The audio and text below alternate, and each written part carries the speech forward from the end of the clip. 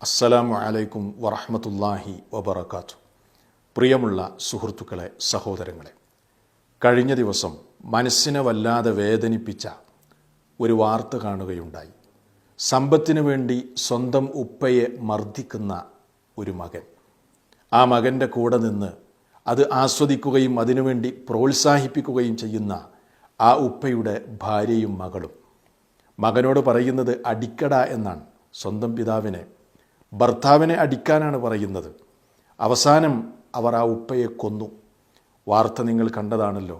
സാമൂഹ്യ മാധ്യമങ്ങളിൽ അതിൻ്റെ ദൃശ്യവും നിങ്ങൾ കാണുകയുണ്ടായി.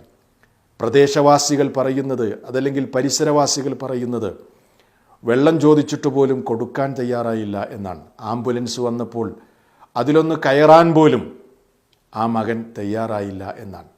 സത്യം പറഞ്ഞാൽ ആ രംഗം കണ്ടപ്പോൾ കണ്ണ് നിറഞ്ഞുപോയി. എത്ര തന്നെ മനസ്സിൽ നിന്ന് അത് മായ്ക്കാൻ ശ്രമിച്ചിട്ടും മായ്ക്കാൻ കഴിയുന്നില്ല. പിന്നെയും ആ വേദനാജനകമായ രംഗം മനസ്സിലേക്ക് തികട്ടി വരികയാണ്. അവസാനം ഒരു സമാധാനത്തിന് വേണ്ടി അതിനെ സംബന്ധിച്ച് 2 വാക്ക് നിങ്ങളോട് സംസാരിക്കാം എന്ന് വിചാരിച്ചിട്ടാണ് ഞാൻ നിങ്ങളുടെ മുമ്പിൽ വന്നത്. ഒന്നാലോചിച്ച് നോക്കൂ സഹോദരങ്ങളെ, മനുഷ്യന്മാർ ഇത്രമാത്രം ക്രൂരന്മാരാകുകയോ?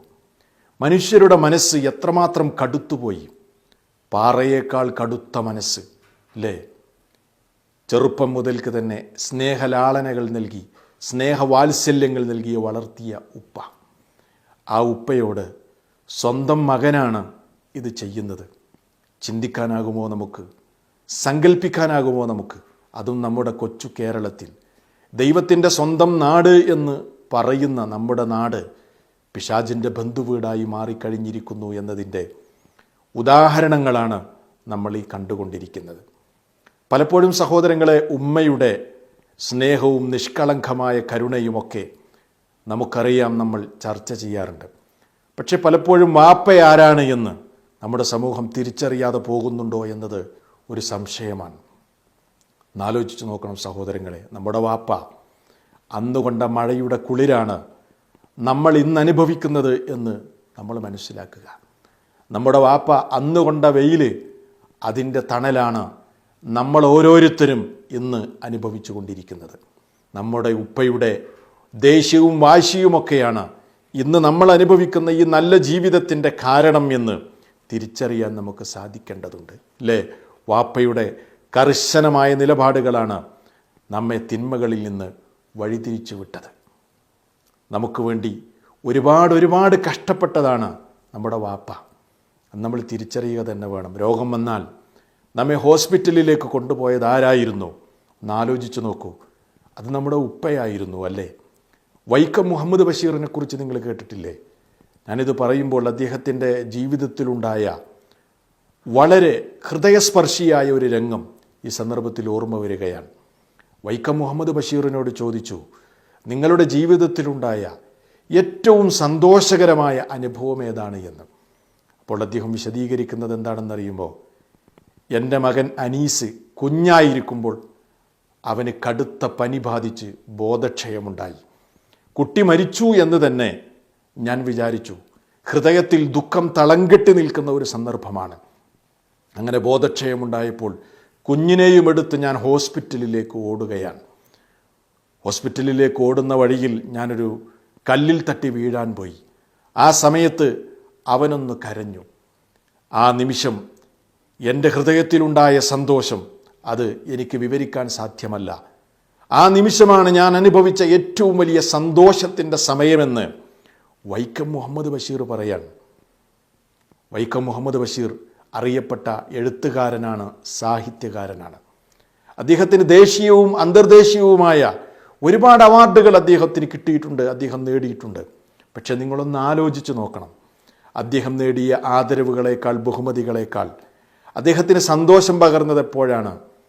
സ്വന്തം ചെറിയ കുഞ്ഞിൻ്റെ ശ്വാസം നിലച്ചു എന്ന് വിചാരിച്ച സന്ദർഭത്തിൽ അദ്ദേഹം കേട്ട കുഞ്ഞു തേങ്ങലുകളായിരുന്നു ജീവിതത്തിൽ അദ്ദേഹം അനുഭവിച്ച ഏറ്റവും വലിയ സന്തോഷമെന്ന് പറയുമ്പോൾ ഒരു ഉപ്പയുടെ മനസ്സ് നമുക്കതിലൂടെ വായിക്കാൻ കഴിയും, അല്ലേ? അതാണ് ഉപ്പ എന്ന് പറയുന്നത്. അത്രമാത്രം നമുക്ക് വേണ്ടി സന്തോഷിച്ചു, അല്ലേ? രാത്രി വൈകി വരുമ്പോൾ, ജോലി ഭാരം കഴിഞ്ഞ് ക്ഷീണത്തോടെ വൈകി രാത്രി നമ്മുടെ വീട്ടിലെത്തുമ്പോൾ നാം വന്ന് കിടന്നുറങ്ങിയിരിക്കും.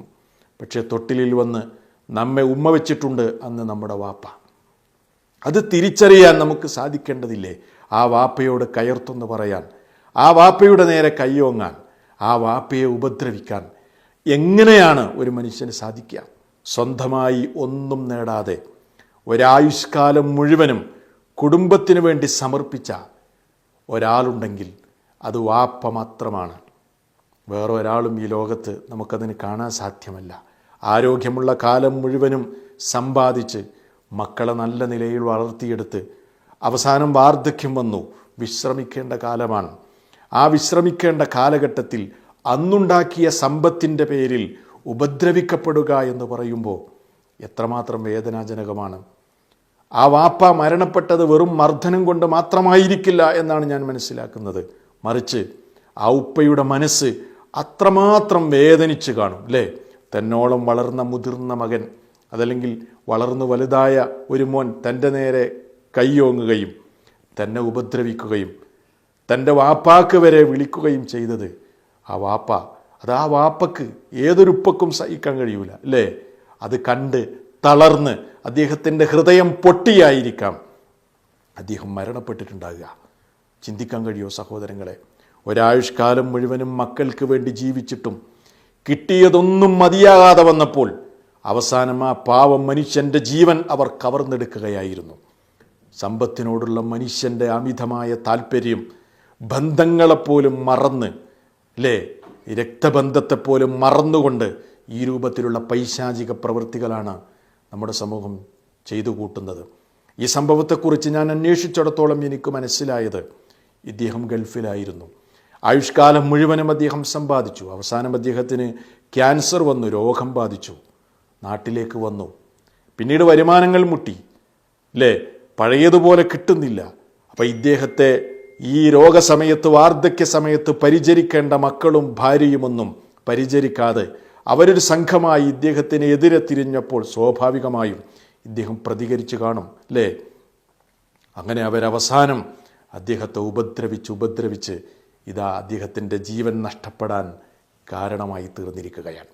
ഇതിലൊക്കെ നമുക്ക് വലിയ പാഠമുണ്ട് സഹോദരങ്ങളെ. ആയ കാലം മുഴുവനും ഗൾഫിൽ പോയി അധ്വാനിക്കുകയും അങ്ങനെ മക്കളെ നല്ല നിലയിൽ വളർത്തുകയും അവരുടെ എല്ലാ സുഖസൗകര്യങ്ങളും നേടിക്കൊടുക്കുകയും ചെയ്ത അവസാനം വാപ്പയാരാണ് എന്നോ ഉമ്മയാരാണ് എന്നോ പലപ്പോഴും മക്കളെ പഠിപ്പിക്കാൻ മറന്നുപോയ രക്ഷിതാക്കൾ വളരെ ഗൗരവമായി ചിന്തിക്കേണ്ട ഒരു സന്ദർഭമാണിത്. ഇത് വലിയ പാഠമാണ് നൽകുന്നത്. നമ്മൾ നമ്മുടെ മക്കൾക്ക് എല്ലാം ചെയ്തു കൊടുക്കുമ്പോഴും വാപ്പയാരാണ് എന്ന്, വാപ്പ അവർക്ക് വേണ്ടി ചെയ്യുന്ന ത്യാഗം എന്താണ് എന്ന്, ഉമ്മയാരാണ് എന്ന്, ഉമ്മ സഹിച്ച ത്യാഗം എന്താണ് എന്ന്, മാതാപിതാക്കളെ സ്നേഹത്തോടെ പരിലാളിക്കേണ്ട, അവരോട് പുണ്യം ചെയ്യേണ്ടതിൻ്റെ ആവശ്യകതയെയും അതിൻ്റെ മതപരമായ പ്രാധാന്യത്തെ സംബന്ധിച്ചുമൊന്നും പഠിപ്പിച്ചു കൊടുത്തിട്ടില്ലെങ്കിൽ വളർന്നു വരുന്ന യുവതലമുറക്ക് ഒരുപക്ഷെ അവർക്ക് വേണ്ടത് ആസ്വാദനങ്ങളായിരിക്കാം, അവർക്ക് വേണ്ടത് സമ്പത്തായിരിക്കാം, അവർക്ക് ഉമ്മയെയും ഉപ്പയെയും പരിഗണിക്കണമെന്ന് ആ നിലക്കുള്ളൊരു മനസ്സുണ്ടായിക്കൊള്ളണമെന്നില്ല. അതുകൊണ്ട് കൃത്യമായ നിലക്ക് ഈ രംഗത്ത് അള്ളാഹുവിൻ്റെ ദീൻ പഠിപ്പിച്ച നിയമനിർദ്ദേശങ്ങൾ, മാതാപിതാക്കളെ അവരോടുള്ള കടമകളും കടപ്പാടുകളും നമ്മുടെ മക്കളെ കൃത്യമായി പഠിപ്പിക്കാൻ നമ്മൾ തയ്യാറാകണം. ഇല്ലെങ്കിൽ നമ്മുടെ നാട്ടിൽ ഇനിയും ഇതുപോലെ സമാനമായ സംഭവങ്ങൾ ആവർത്തിക്കാൻ കാരണമാകും. ഏതാണെങ്കിലും ഈ സംഭവത്തെക്കുറിച്ച് ഒന്നേ എനിക്ക് പറയാനുള്ളൂ. ഈ കൊടും ക്രൂരത ചെയ്ത ഈ മനുഷ്യനോട്, ഈ മകനോട് എനിക്ക് സൂചിപ്പിക്കാനുള്ളത്, സമാനമായ ചിന്താഗതികൾ വെച്ച് പുലർത്തുന്നവരോട് എനിക്ക് പറയാനുള്ളത്, മാതാപിതാക്കളെ ബുദ്ധിമുട്ടിക്കുക, അതല്ലെങ്കിൽ സ്വന്തം പിതാവിനെ ഈ രൂപത്തിലുള്ള ക്രൂരമായ പ്രവർത്തനത്തിന് വിധേയമാക്കുക എന്ന ഈ ഒരു പ്രവൃത്തിയില്ലേ, അതിൻ്റെ ശിക്ഷ, അതിൻ്റെ പരിണിത ഫലം ഈ ഭൂമിയിൽ നിന്ന് തന്നെ കണ്ണടക്കുന്നതിന് മുമ്പ് തന്നെ ലഭിക്കും എന്ന കാര്യം എല്ലാവരും ഓർക്കണം. അതിൽ വിട്ടുവീഴ്ച ഉണ്ടാവില്ല. മഹാനായ പ്രവാചകൻ സല്ലല്ലാഹു അലൈഹി വസല്ലമ പറഞ്ഞ ഒരു ഹദീത്ത് ഞാൻ ഓർമ്മപ്പെടുത്തുകയാണ്.